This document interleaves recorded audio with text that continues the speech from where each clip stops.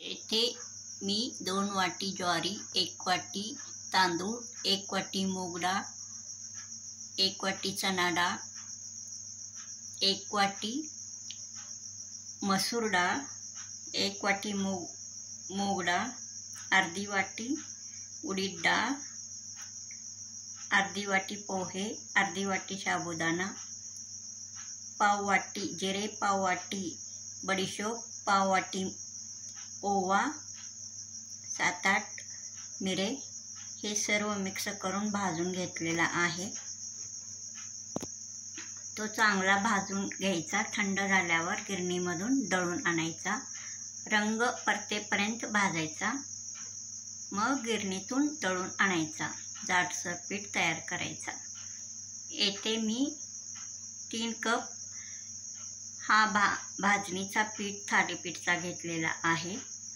त्यामध्ये 1 चमचा लाल तिखट घालायचा, अर्धा चमचा हळद पावडर घालायचा, 1 चमचा धने जिरे पावडर घालायचा, हिंग 1 चमचा घालायचा, चवीनुसार मीठ घालायचा,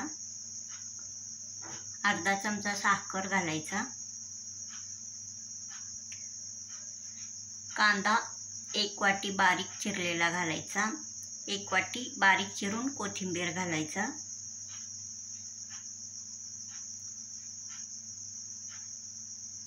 हा बघा अशा प्रकारे व्यवस्थित मिक्स करून घ्यायचा।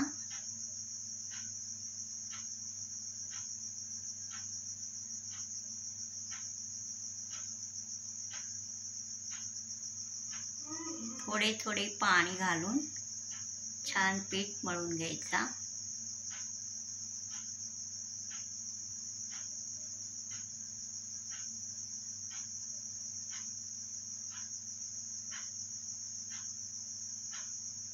हा बघा अशा प्रकारे हा थालीपीठचा पीठ मळून झालेला आहे। 1 पळी तेल यावरून असा लावून घ्यायचा, चांगला मिक्स करायचा।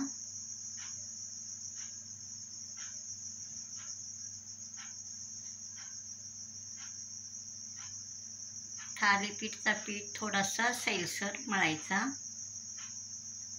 हा बघा अशा प्रकारे।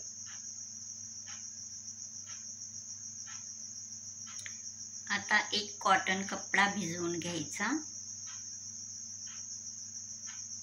त्यावर थोडंसं पाणी शिंपडायचं। आता हा थालीपीठचा गोळा मी घेतलेला आहे थालीपीठ करण्यासाठी। हा बघा एक असा पाणी शिंपडून घ्यायचा कपड्यावर, मग असा व्यवस्थित थापायचा।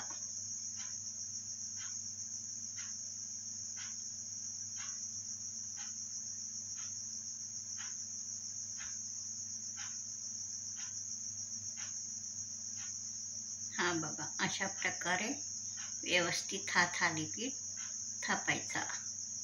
हा भाजणीचा थालीपीठ आहे।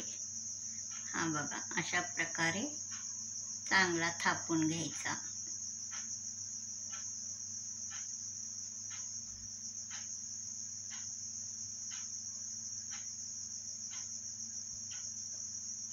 याला असा बोटाने छिद्रे पाडायचा, जेणेकरून थालीपीठ आपला चांगला भाजला जातो। अशा प्रकारे छिद्र केल्याने। आता तवा गरम करण्यास ठेवलेला आहे। हा बघा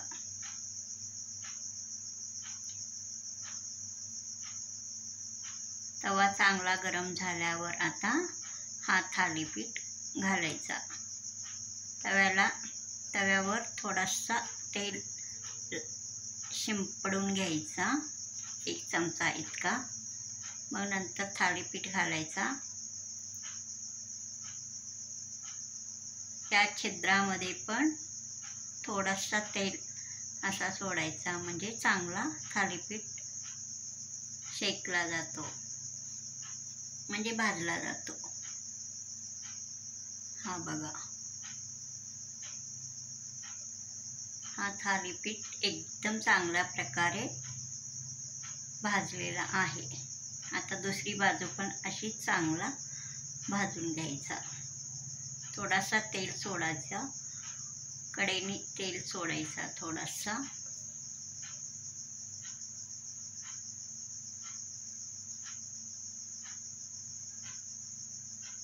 हा भाजणीचा थालीपीठ एकदम चविष्ट लागते, स्वादिष्ट लागते.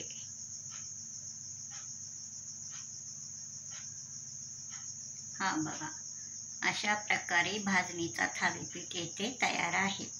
यावर लोणी घालायचा, कढईला लोणची घालायचा, मग खायचा.